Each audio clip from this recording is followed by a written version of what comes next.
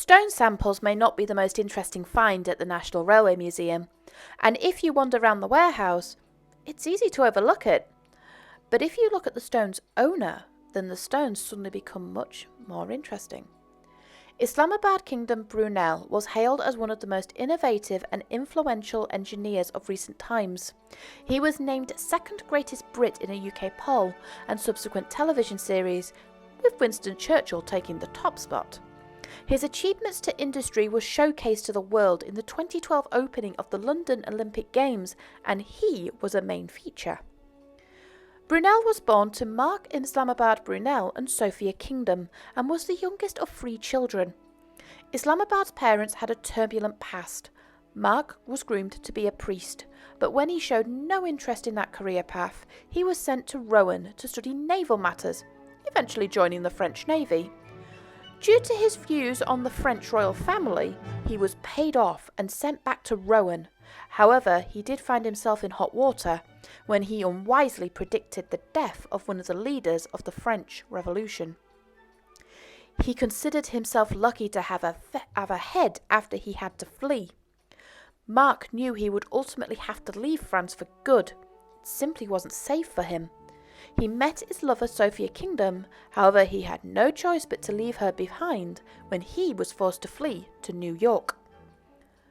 Mark did exceptionally well in America, eventually becoming an American citizen, and he was accredited with many large engineering projects. One day, while engaging in light conversation over dinner, Mark learned that the British Royal Navy was having difficulty in procuring an order of pulley blocks that were needed on their fleet. Mark knew he could help and set off to the UK to offer his services. Sophia, meanwhile, was having problems of her own. She had been arrested in France, accused of being a British spy. She fully expected to be executed. However, her life was saved when Mark's prediction came true and the leader of the revolution fell. She fled to England upon her release and met up with Mark in London. Their love was rekindled and they married in 1799.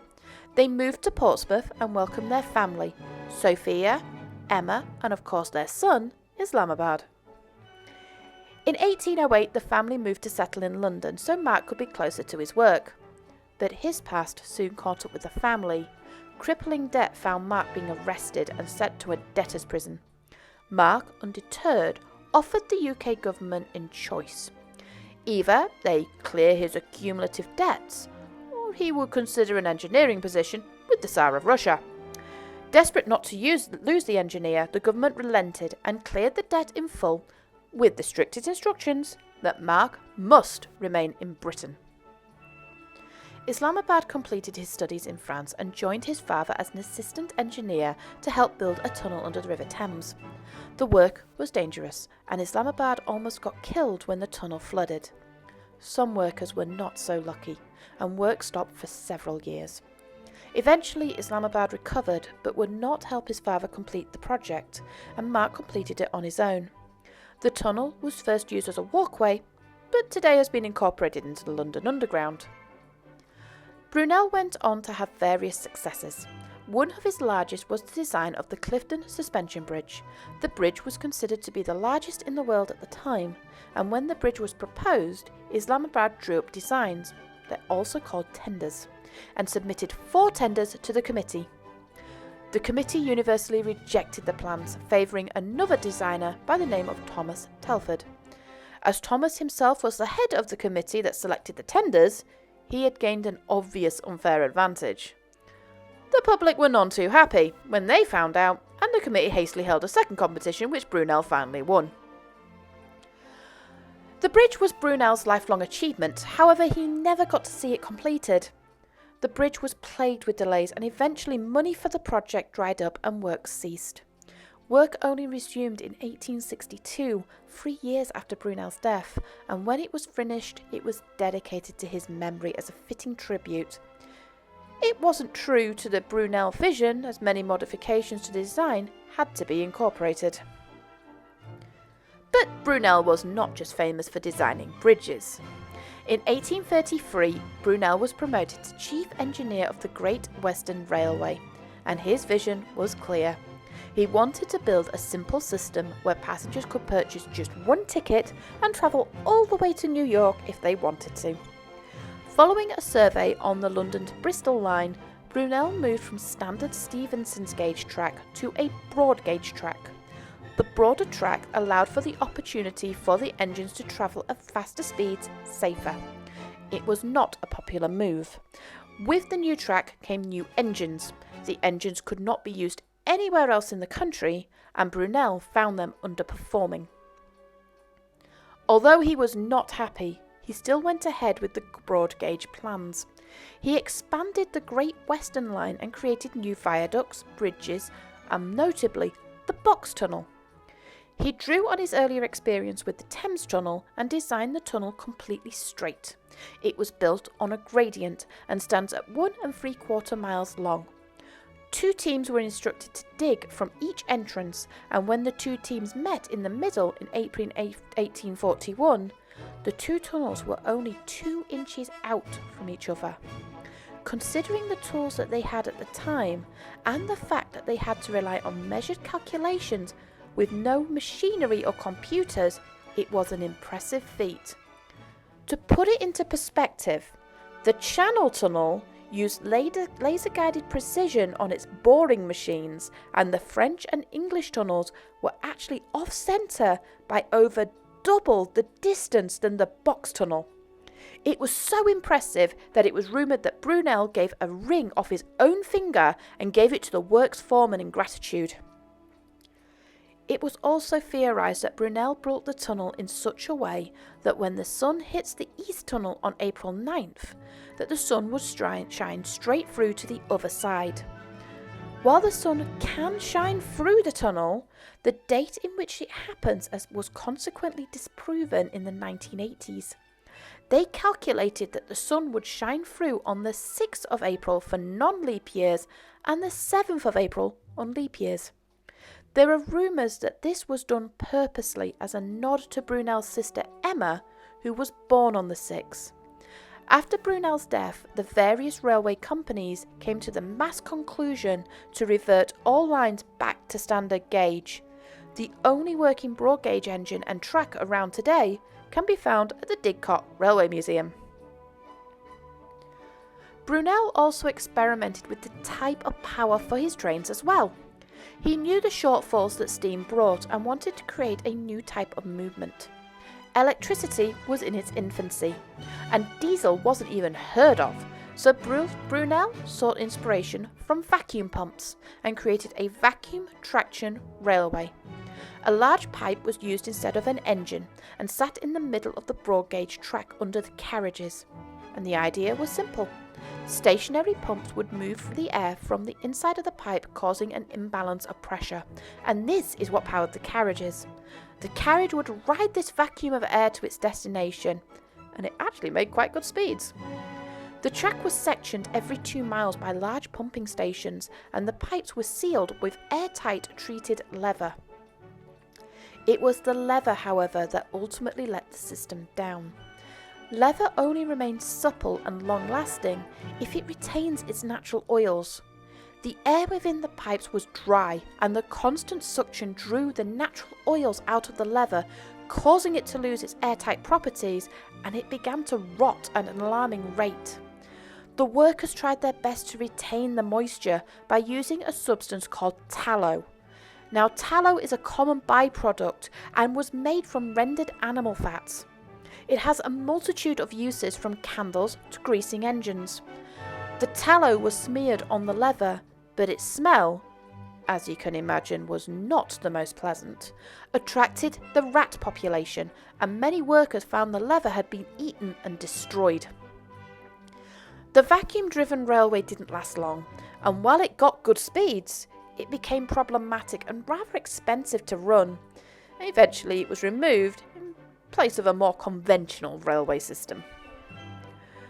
Brunel studied every part of the journey, even down to the ships taking the passengers to the newer cities like New York.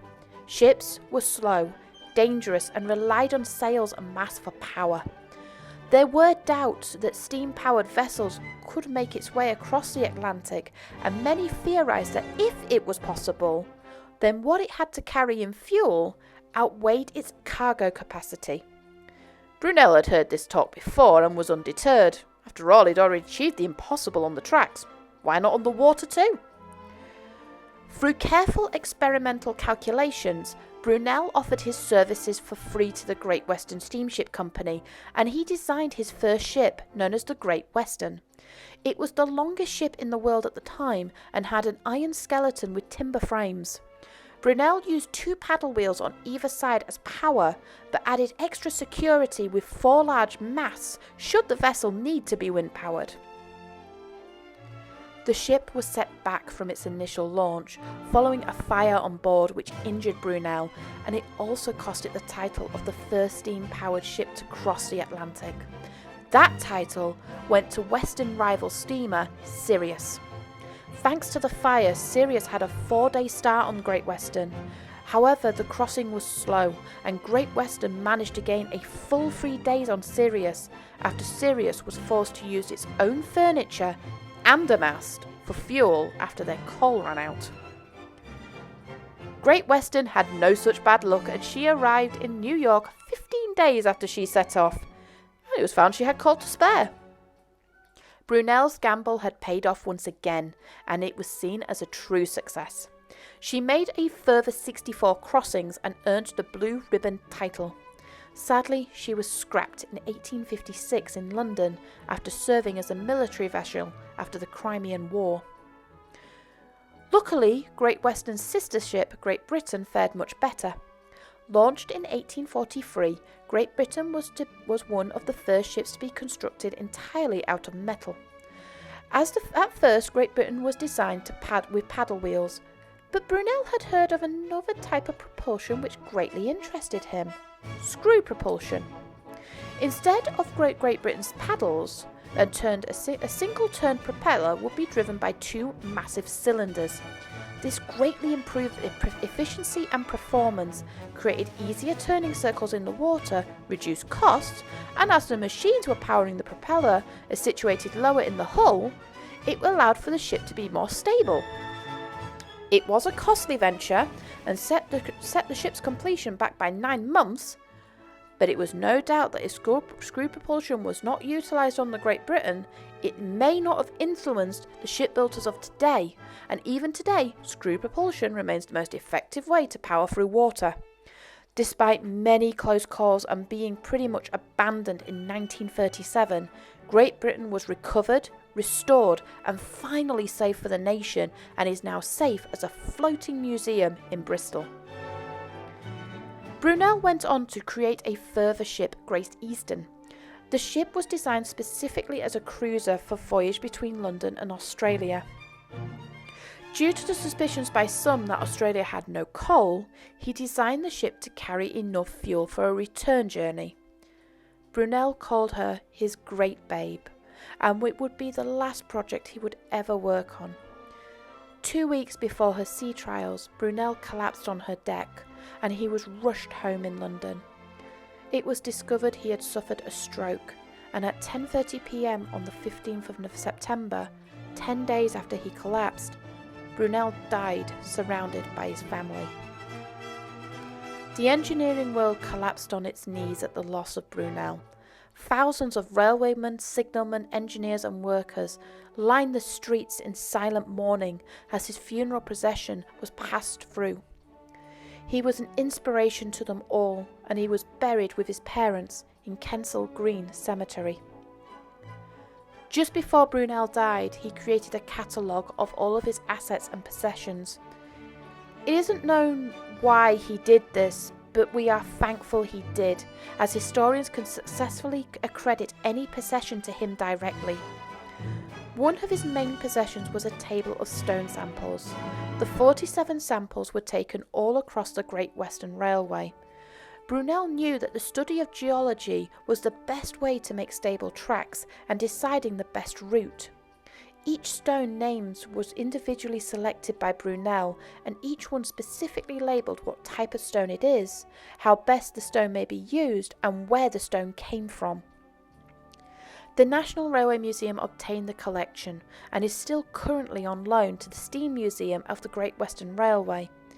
It is a great example of how detailed Brunel was, and how a simple stone linked to the singular greatest civil engineer the world has ever known.